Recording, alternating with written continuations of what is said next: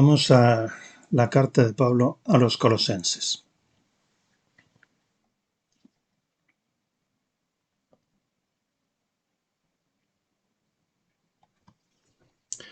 Dice allí, en el capítulo 2.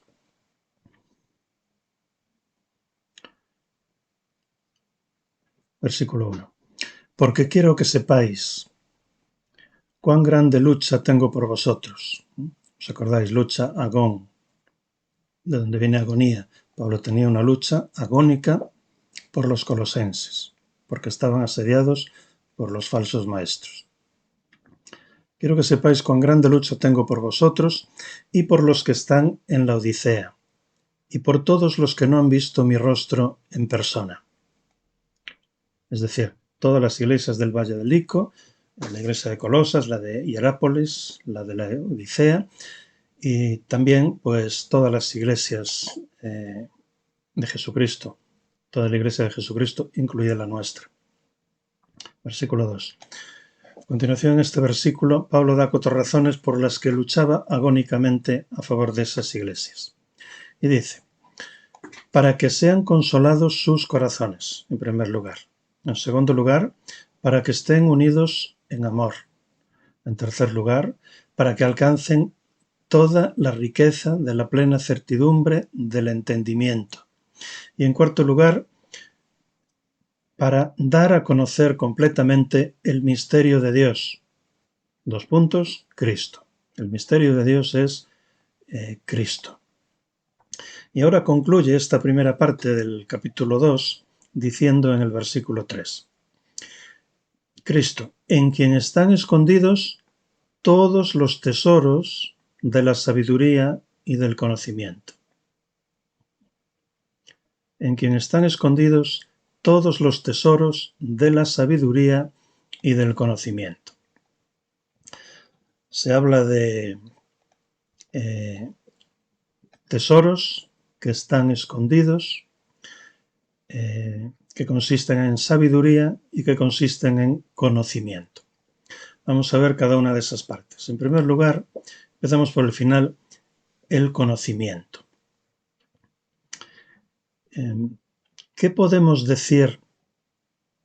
O podemos decir que en Cristo están escondidos todos los tesoros del conocimiento. ¿Por qué?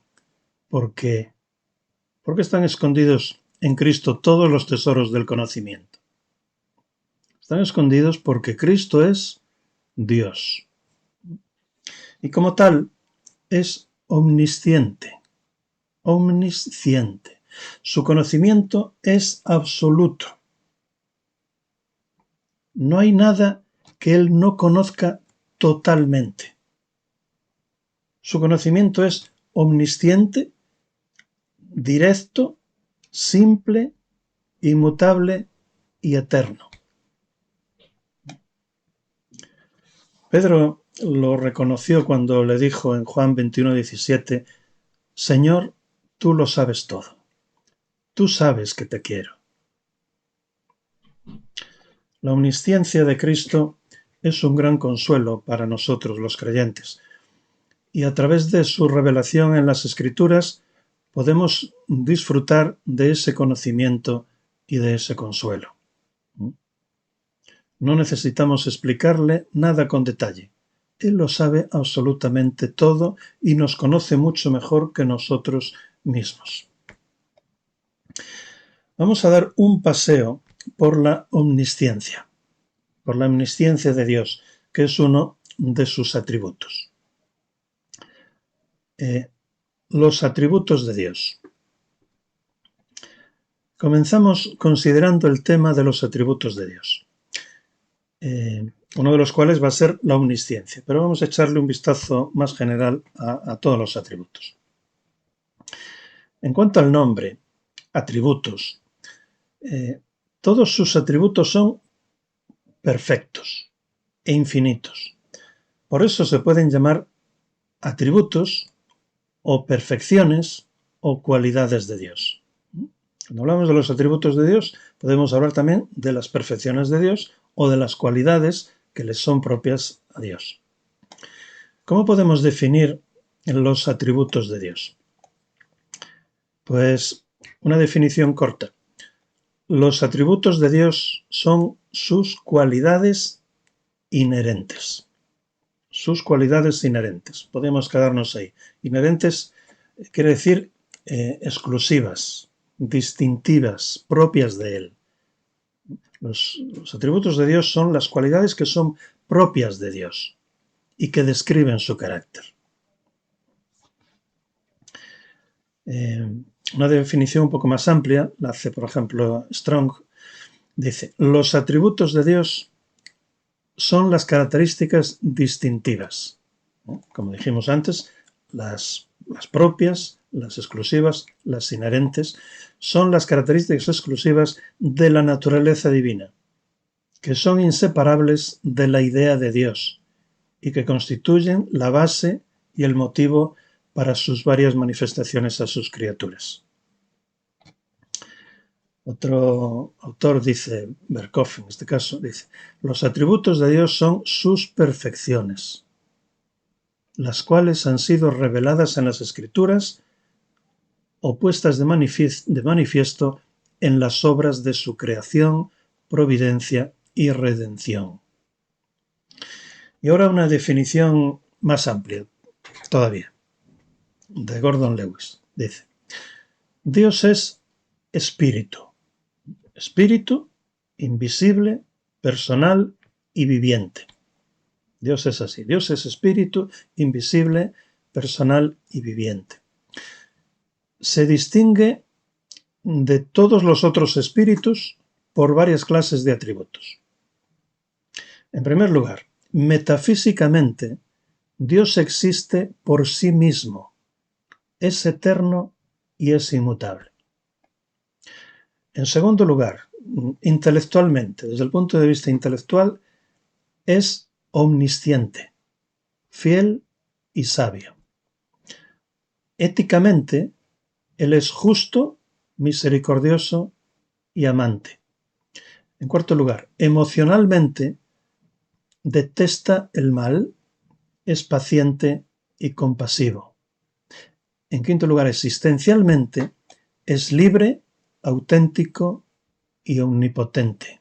Y finalmente, en sexto lugar, en cuanto a las relaciones, es trascendente en esencia, providencial, es trascendente en esencia, inmanente universalmente en su actividad providencial e inmanente con su pueblo en su actividad redentora. En cuanto a las relaciones, Dios es trascendente en esencia, es decir, está muy lejano a nosotros, a nuestras ideas, a nuestros conceptos de Él. Es muy diferente a nosotros. Cuando decimos que Dios es trascendente, significa que todo eso, que está muy lejos, que es muy distinto a nosotros. Entonces Él dice que en cuanto a las relaciones, Dios es trascendente en esencia, pero que es universalmente inmanente en su actividad providencial. Es decir, en su actividad providencial con todos los hombres, creyentes o no, Él es cercano, porque los provee del sol, los provee de los alimentos de la tierra, etcétera, etcétera. Y es también inmanente con su pueblo, cercano en su actividad redentora. Bien, podemos comparar los atributos de Dios con un arco iris, porque una imagen vale más que 1000 palabras, como un arco iris. Dios es espíritu y no lo podemos ver. No lo podemos ver ni lo podemos entender. Pero, como ocurre con la luz, Él se refracta en un arco iris de colores que podemos, y así podemos percibir un conjunto de atributos que lo caracterizan a Él en exclusiva y a cada una de las tres personas divinas. ¿Cómo podríamos clasificar los atributos de Dios? se pueden clasificar de varias maneras. Incomunicables o comunicables, absolutos o relativos, morales y no morales, y de otras cuantas formas más, pero la forma más habitual de clasificar los atributos de Dios es en incomunicables y comunicables. Los incomunicables, los atributos incomunicables, son los que Dios no puede transmitir al hombre, no nos los puede comunicar de ninguna manera. Y los comunicables son los que sí puede transmitirnos a nosotros los hombres, los que nosotros podemos imitar. Los incomunicables se asientan en la esencia divina, por lo que son exclusivamente propios de las tres personas de la deidad, mientras que los comunicables se asientan en la naturaleza divina, no en su esencia, sino en su naturaleza divina, como un principio radical de conducta, y pueden resumirse en dos: santidad y benevolencia, los cuales, los atributos comunicables, no solo es posible su comunicación por parte de Dios al hombre, sino que también que es obligatorio de nuestra parte el imitarlos. Tenemos que imitar su amor, su paciencia, su misericordia, etc. ¿Veis que hicimos una distinción entre la esencia y la naturaleza divina? La esencia o sustancia, se llama esencia o sustancia, es como el núcleo central, lo que Dios es en realidad. Eso es la esencia de Dios. Mientras que su naturaleza sería como el conjunto de atributos que envuelven ese núcleo, que están por fuera. En principio, vamos a decir que están por fuera. Dios es lo que es y los atributos, que es lo que se ve de Dios, es lo que está por fuera. Un ejemplo, como el sol. El sol, en realidad, no lo podemos ver. Lo que vemos del sol, ¿qué es? Su luz. Entonces, la naturaleza del sol, el sol no lo podemos ver. Lo que vemos del sol son los rayos del sol. Pues lo mismo pasa con Dios. A Dios, en su esencia, en su sustancia, no podemos verlo, pero podemos ver sus manifestaciones, sus atributos, manifestados en las obras de la naturaleza, etcétera, etcétera. Vamos a citar algunos de los atributos de Dios. Por ejemplo, atributos incomunicables, que no se pueden comunicar a nosotros. Su independencia, la inmutabilidad, la eternidad, la omnipresencia, la unidad. En cuanto a los atributos comunicables, que podemos clasificar a su vez en descriptivos, mentales, morales, de propósito y sumarios, pues atributos comunicables descriptivos serían la espiritualidad y la invisibilidad.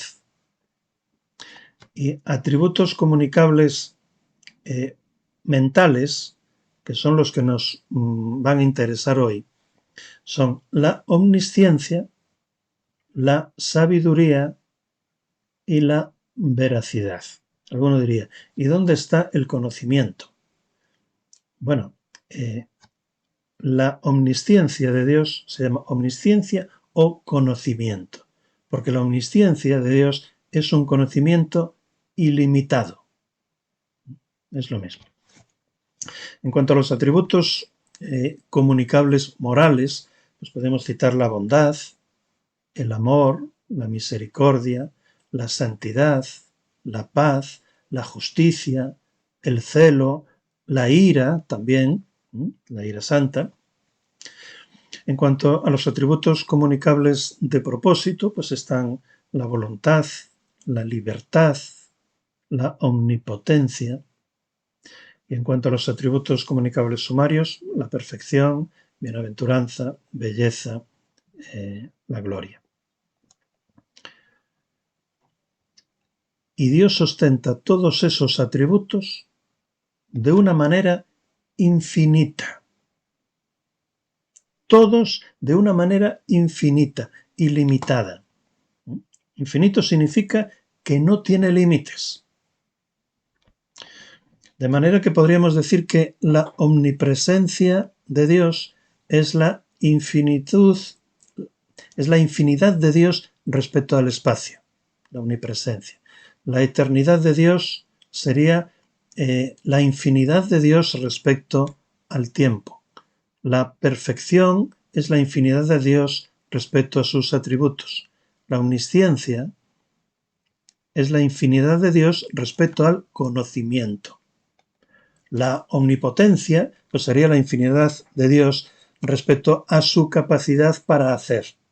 Nosotros también tenemos capacidad para hacer, pero limitada. La capacidad de hacer de Dios es ilimitada, infinita. Por eso decimos que es omnipotente, porque lo puede hacer todo. Ahora, ¿cuál es la perfección, lo que se llama la perfección radical de Dios? Que pudiera ser la raíz o el origen de todas las demás, si es que tuviera que haber un origen de todas las demás. ¿Cuál sería el atributo principal, el originador de todos los demás? Hay diversas opiniones. Unos opinan que la infinitud, otros la simplicidad, otros la unicidad. La Cueva, por ejemplo, opina que es la simplicidad, que esa es la perfección de la que derivan todas las demás.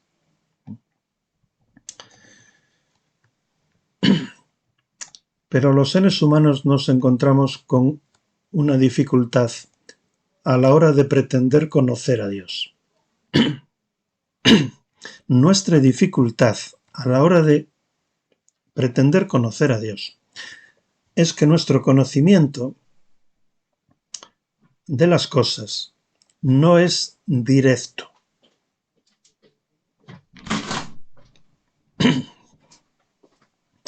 Que Raquel me trae un vasito de agua.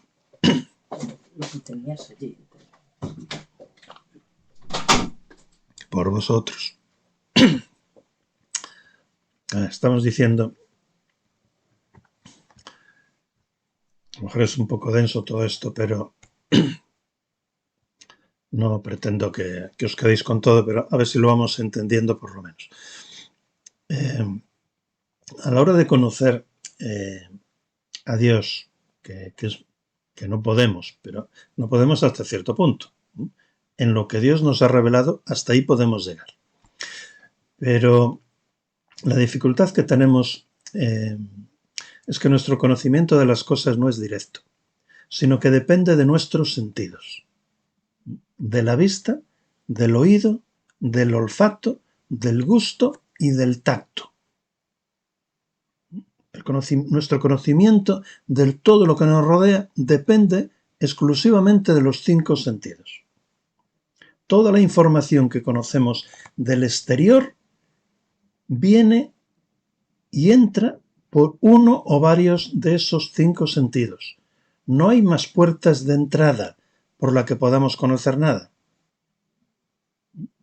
Ahora, por eso decimos que nuestro conocimiento de las cosas no es directo, porque tiene que ser percibido por uno de los 5 sentidos. Dios conoce las cosas de manera directa, absolutamente.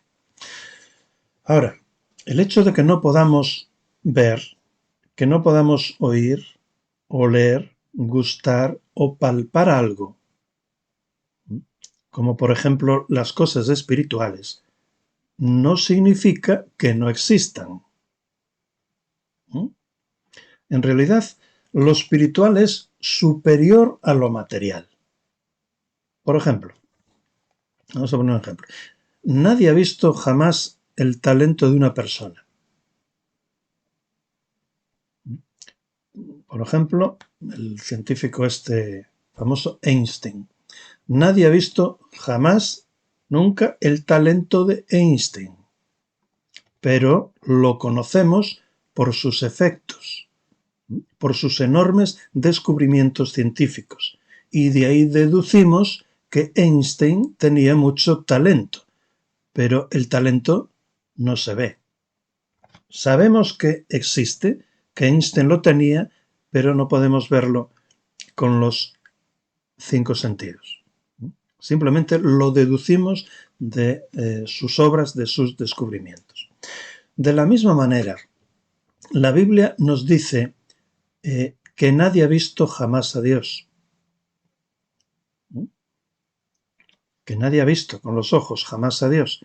Pero también nos dice, en Romanos 1:20, que las cosas invisibles de Él, tanto su eterno poder como su deidad, se hacen claramente visibles o perceptibles desde la creación del mundo, entendiéndose por medio de las cosas hechas. Aquí está hablando de la revelación natural, pero sobre todo, por supuesto, podemos conocer a Dios a través de su revelación especial, que es la Biblia. Hagamos aquí una aplicación. Aquí podríamos sacar una conclusión. El hombre natural, es decir, el hombre sin Dios, el hombre por sí solo, el hombre aparte de Dios, el hombre natural, por el instinto religioso que tiene y por su desconocimiento de la palabra de Dios, de la revelación de Dios, crea sus propios dioses imaginarios y falsos, a los que puede manipular y controlar. Pero cuidado, aquí tenemos que poner un cuidado, hermanos, porque el cristiano, a veces también por su pobre conocimiento de la Biblia, también puede llegar a crear un concepto de Dios erróneo, deficiente, distorsionado e incluso hasta monstruoso. No hay que ver más, asomarse a internet para ver el concepto monstruoso de Dios que tienen algunos que incluso se llaman evangélicos o cristianos. Ahora, ¿cómo podríamos representar gráficamente a Dios y a sus atributos? Porque como dijimos antes, no son conceptos fáciles y son conceptos abstractos. A veces una imagen nos ayuda más que 1000 palabras.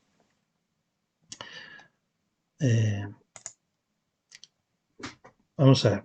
A veces se representa a Dios, como hemos dicho antes, como si Dios tuviera una esencia, una sustancia, y por fuera, rodeando esa esencia, esa sustancia, están los atributos de Dios, como algo independiente de lo que Dios es en realidad, en su ser interior.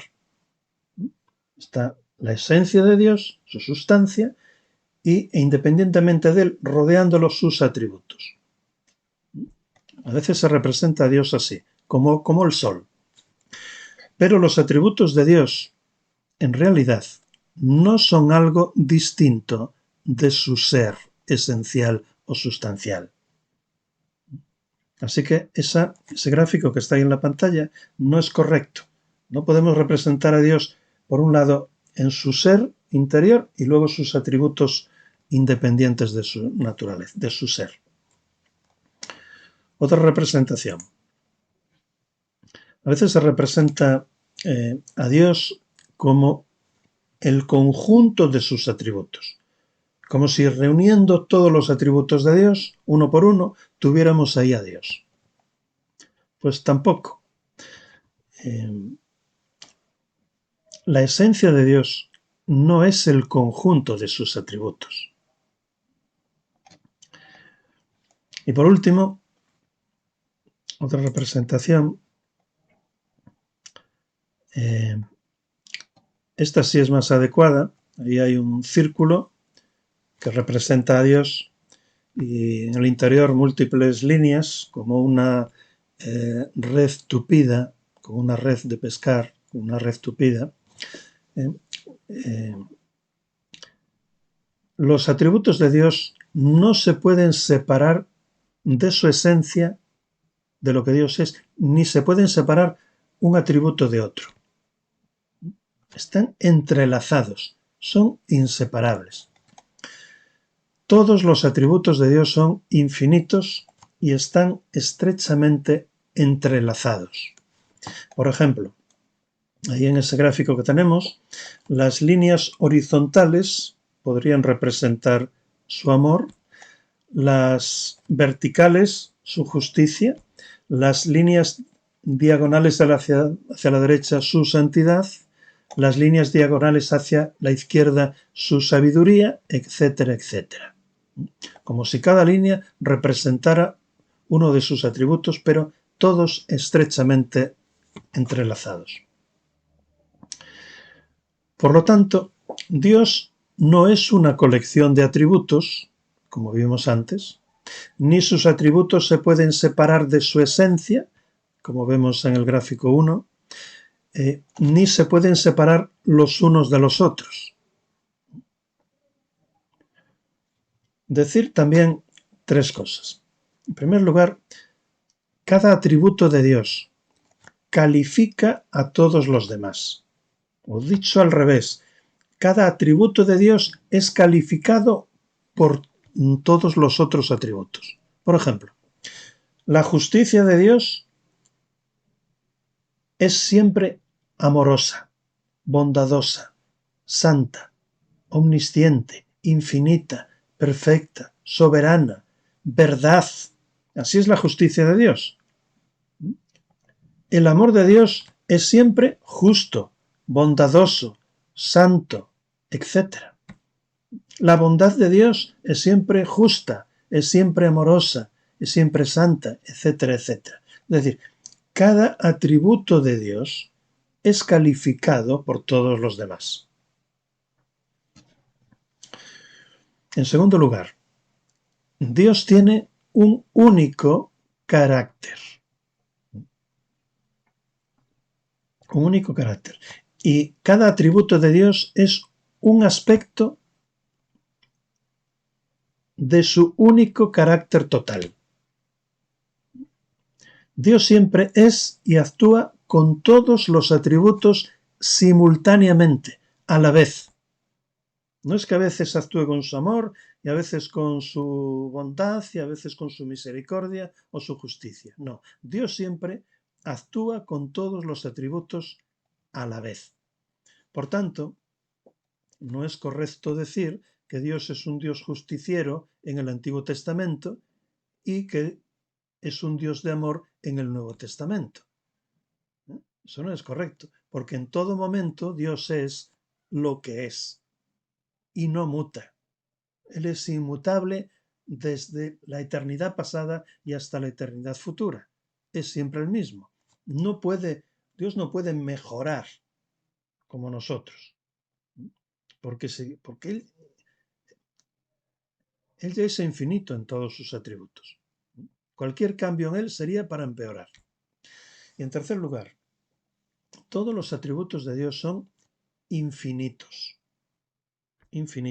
igualmente importantes y están interrelacionados, todos. Vamos a quitar los gráficos.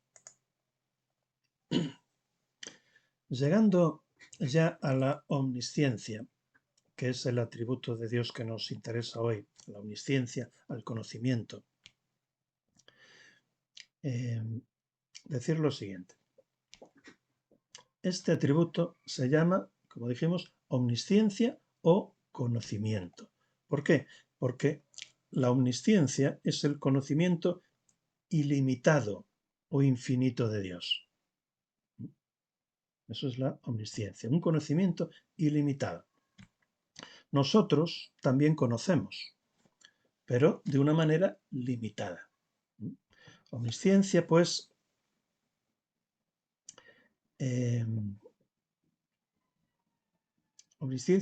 significa que Dios sabe todas las cosas. Dios sabe todas las cosas. Por tanto, Dios no necesita aprender nada. Nosotros, sin embargo, comenzamos a aprender en el momento en que nacemos. Aprendemos hoy y aprenderemos eternamente en el cielo, sin llegar nunca a ser omniscientes como Dios. Omnisciencia significa que Dios se conoce completamente a sí mismo y sabe todas las cosas.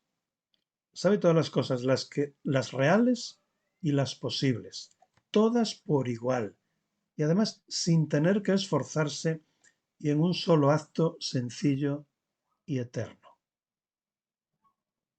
Dios ha conocido cada detalle de sí mismo y de la creación desde un principio, desde la eternidad.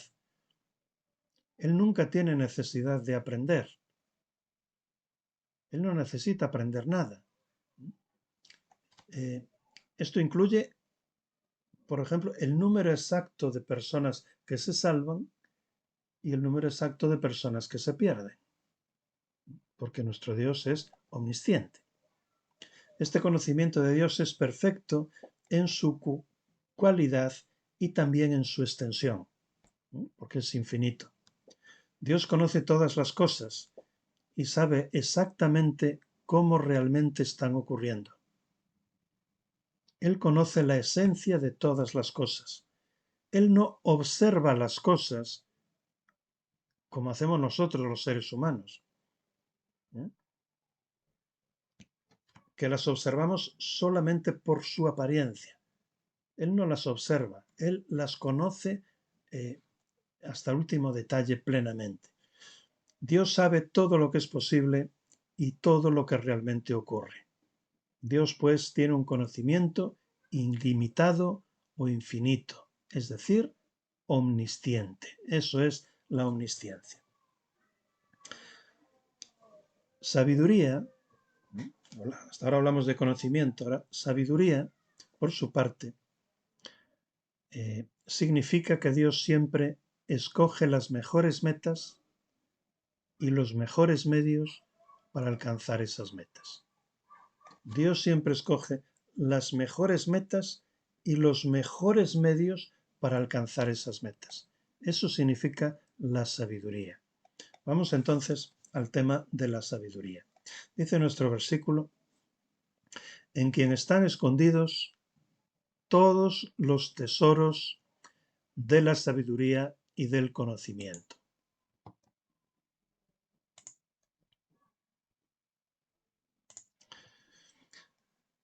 Es la sabiduría.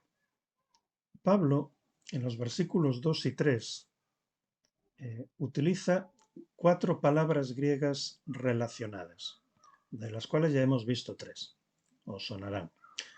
Súnesis, que significa inteligencia, entendimiento. Gnosis, que significa conocimiento. Epignosis, que significa conocimiento completo. Y ahora utiliza una nueva palabra, Sofía. Yo tenía una vecina que se llamaba, y aún se llama, Sofía. ¿Qué significa Sofía en griego? Significa sabiduría. Aquí en el versículo 3 dice: en quien están escondidos todos los tesoros de la Sofía y del Gnosis. Es decir, todos los tesoros de la sabiduría y del conocimiento. Primero es la gnosis, el conocimiento. Después la sofía, la sabiduría. Primero conocimiento y después la sabiduría.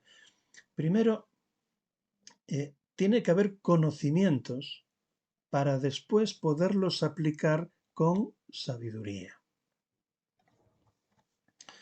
Gnosis, conocimiento, es la capacidad casi intuitiva e instintiva de captar o reconocer la verdad cuando la vemos u oímos. Sofía, por su parte, es la capacidad de confirmar y respaldar la verdad ya conocida con un razonamiento sabio e inteligente.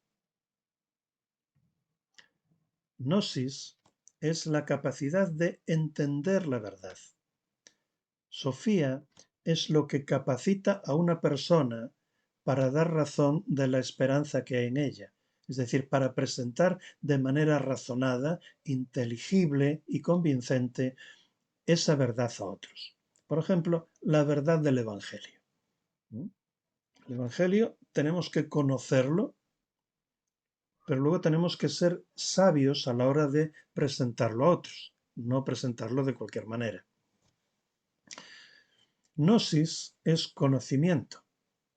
Sofía es la capacidad de aplicar esos conocimientos a la vida real, analizando cada situación y tomando las decisiones prácticas más adecuadas a cada caso. Gnosis es la inteligencia espiritual, es la capacidad de juntar los hechos en su orden debido para tener un entendimiento verdadero de la realidad de las cosas. Es la lógica divina, mientras que la sabiduría es la capacidad de usar este entendimiento verdadero de las cosas, en nuestro caso, entendimiento verdadero de las cosas espirituales en la vida cotidiana.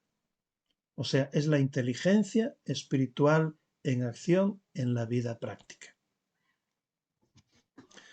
Con la inteligencia espiritual uno logra el entendimiento correcto.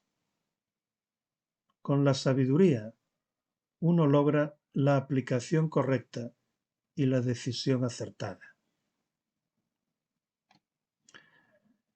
Entre los hombres suele haber cierta separación entre el conocimiento y la sabiduría. Por ejemplo, en 1 Corintios 12:8 dice: a uno, por el Espíritu, le es dada palabra de sabiduría. A uno. A otro, palabra de conocimiento, según el mismo Espíritu. Pero en Dios, el conocimiento nunca está separado de la sabiduría. Dice en Romanos 11:33, oh profundidad de las riquezas, de la sabiduría y del conocimiento de Dios, cuán insondables son sus juicios e inescrutables sus caminos. Algunos hombres acumulan un gran número de conocimientos y se hacen expertos en una determinada disciplina académica, pero no son necesariamente sabios. Otros parecen estar dotados para la sabiduría, pero carecen de muchos conocimientos, por lo cual su sabiduría es muy limitada. Sin embargo, en Cristo están escondidos todos los tesoros de la sabiduría y del conocimiento. Los falsos maestros que amenazaban a los colosenses pensaban que poseían la clave para abrir la puerta de entrada a la sabiduría y al conocimiento. Pero Pablo refuta esa pretensión porque todos los tesoros de la sabiduría y del conocimiento están almacenados solamente en Cristo. Efectivamente. Los falsos maestros solo podían ofrecer especulaciones, divagaciones, pero la enseñanza que vimos en Colosenses 1:28 a 2:3 es contundente respecto a la superioridad del Evangelio de la gracia de Dios sobre las pretensiones de los falsos maestros. Para hacer frente a esas herejías, los creyentes de Colosas y nosotros hoy también necesitaban crecer en madurez, crecer en fortaleza espiritual, en unidad por medio del amor, en entendimiento espiritual, en el conocimiento pleno de Cristo y en la sabiduría de Dios.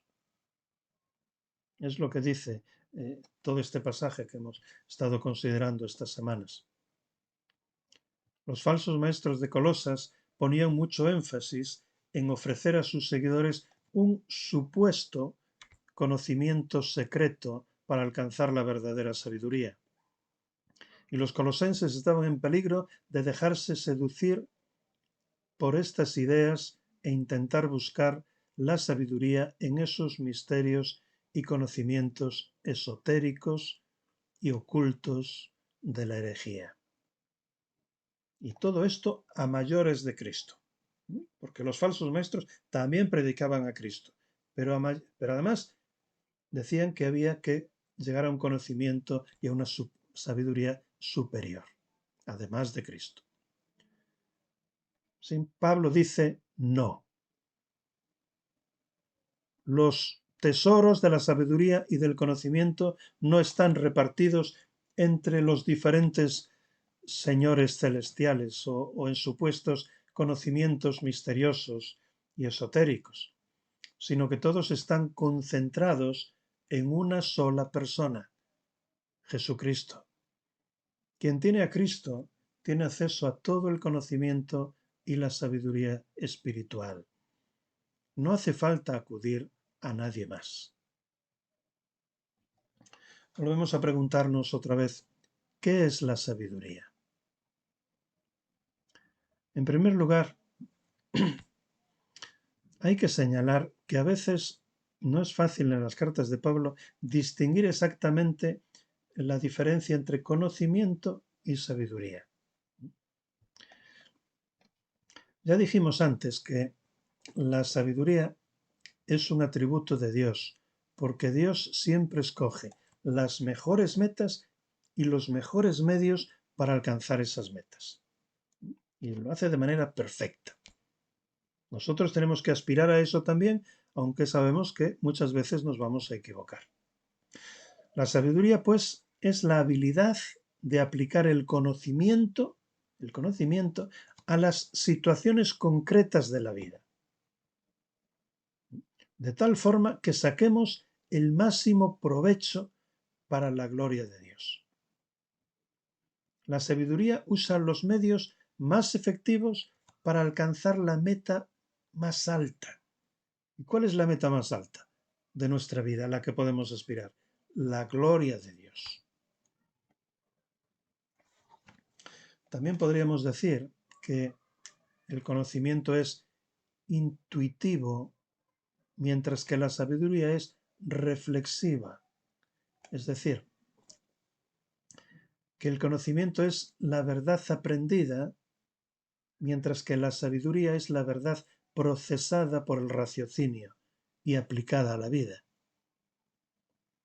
Por tanto, si nuestro conocimiento es limitado, nuestra sabiduría también será igualmente limitada. Sin embargo, la omnisciencia de Cristo conduce a una sabiduría perfecta. De hecho, Él es la sabiduría de Dios. 1 Corintios 1:24.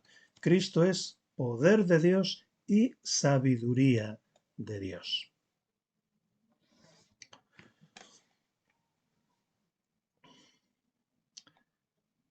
En el Antiguo Testamento, la obra de la creación es atribuida a la sabiduría de Dios. Salmo 104:24. Cuán innumerables son tus obras, oh Yahvé, hiciste todas ellas con sabiduría. Jeremías 10:12. Él es quien hizo la tierra con su poder, el que reparó el mundo con su sabiduría y extendió los cielos con su inteligencia. Job, el capítulo 28, versículos 20 al 28, aquí dice el propio Job: ¿de dónde pues proviene la sabiduría? ¿Y cuál es el lugar de la prudencia? Ha sido encubierta a los ojos de todos los vivientes y oculta a todas las aves de los cielos. El Abadón y la muerte dijeron: su fama hemos oído con nuestros oídos. Pero Dios conoce el camino de ella y sabe el lugar donde se halla, porque contempla hasta los confines del orbe y ve todo lo que hay bajo los cielos. Cuando da su peso al viento y determina las aguas por medida, cuando dicta una ley para la lluvia y un sendero a relámpagos y truenos. Entonces él la veía y la manifestó, y la estableció e incluso la probó. Y dijo al hombre: he aquí el temor reverente es la sabiduría, y al apartarse del mal, la prudencia. En el capítulo 8 de Proverbios encontramos también la sabiduría personificada, hablando en primera persona. Todo ese capítulo es un alegato de la sabiduría. En cuanto al Nuevo Testamento, el Nuevo Testamento también ensalza la sabiduría de Dios. En el Nuevo Testamento ensalza la sabiduría de Dios revelada en la necedad de la cruz.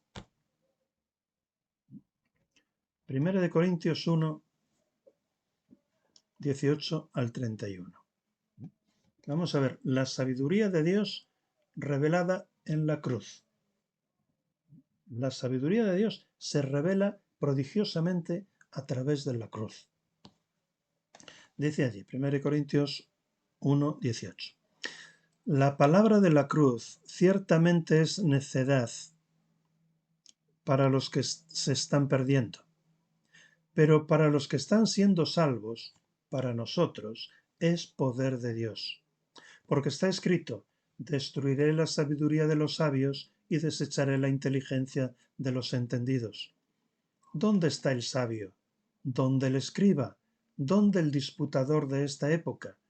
¿No aturdió Dios la sabiduría del mundo?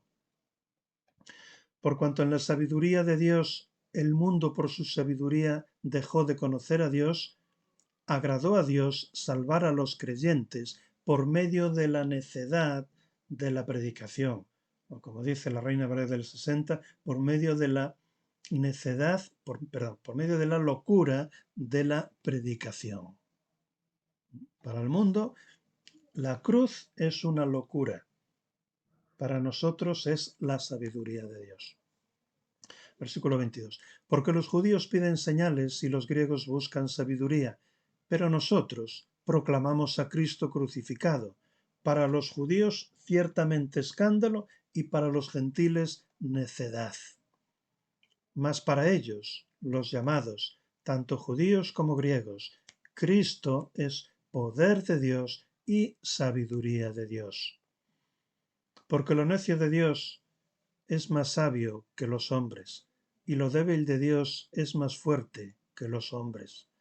Porque mirad, hermanos, vuestro llamamiento, que no sois muchos sabios según la carne, ni muchos poderosos, ni muchos nobles. Antes bien, lo necio del mundo escogió Dios para avergonzar a los sabios, y lo débil del mundo escogió Dios para avergonzar a los fuertes, y lo vil del mundo, y lo tenido en nada, escogió Dios, lo que no es, para anular lo que es, para que ninguna carne se jacte delante de Dios. Pero por él estáis vosotros en Cristo Jesús, quien nos fue hecho por nosotros sabiduría, justicia y también santificación y redención, para que, como está escrito, el que se gloría, gloríese en el Señor. Así que el Nuevo Testamento ensalza la sabiduría de Dios a través de la cruz, a través de la obra de la redención. El Nuevo Testamento también ensalza la sabiduría de Dios a través de la Iglesia. La Iglesia. Efesios 3:10. La multiforme sabiduría de Dios sea dada a conocer ahora por medio de la Iglesia a los principados y a las potestades en los lugares celestiales. El Nuevo Testamento también ensalza la sabiduría de Dios manifestada en la providencia para Israel y para los gentiles. Después de dedicar todo el capítulo 11 de Romanos a Israel y a los gentiles, concluye clamando en Romanos 11:33, diciendo: Oh profundidad de las riquezas, de la sabiduría y del conocimiento de Dios. Cuán insondables son sus juicios e inescrutables sus caminos. Así pues, el Nuevo Testamento ensalza la sabiduría de Dios revelada en la cruz, en la salvación, revelada en la Iglesia y revelada en la providencia de Dios para los gentiles y para el pueblo de Israel. Ahora, cuando leamos la palabra sabiduría en Colosenses,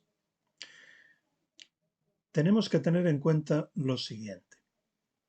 La palabra sabiduría se usa en Colosenses con tres sentidos diferentes.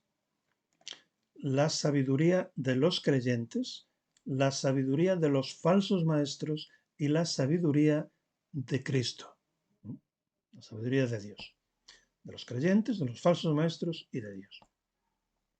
Primero está la sabiduría dada a Pablo, a sus colaboradores y también a todos los creyentes en general, a nosotros mismos.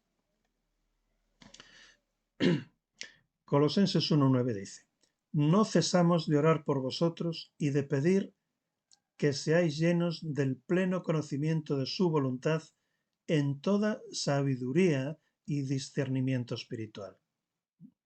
Está hablando de la sabiduría que es propia de los creyentes. En segundo lugar está la pretendida sabiduría de los falsos maestros. Colosenses 2:23 dice: Tales cosas tienen en verdad cierta reputación de sabiduría en una religión impuesta por uno mismo y en una falsa humildad y severo trato del cuerpo, pero no tienen valor alguno contra los apetitos de la carne. Está hablando de esa supuesta sabiduría de los falsos maestros, que no es sabiduría, todo lo contrario. Y en tercer lugar, la sabiduría divina que mora en Cristo eternamente, en el versículo que estamos hoy considerando, Colosenses 2:3, donde dice: en quien están escondidos todos los tesoros de la sabiduría y del conocimiento. Están escondidos en Cristo. Estas tres sabidurías, pues no deben ser confundidas. No es fácil confundirlas, pero bueno, no deben ser confundidas. A veces se iguala la sabiduría divina en cuanto a su esencia con la sabiduría humana, como si la sabiduría divina fuera tan solo una edición aumentada de la sabiduría humana.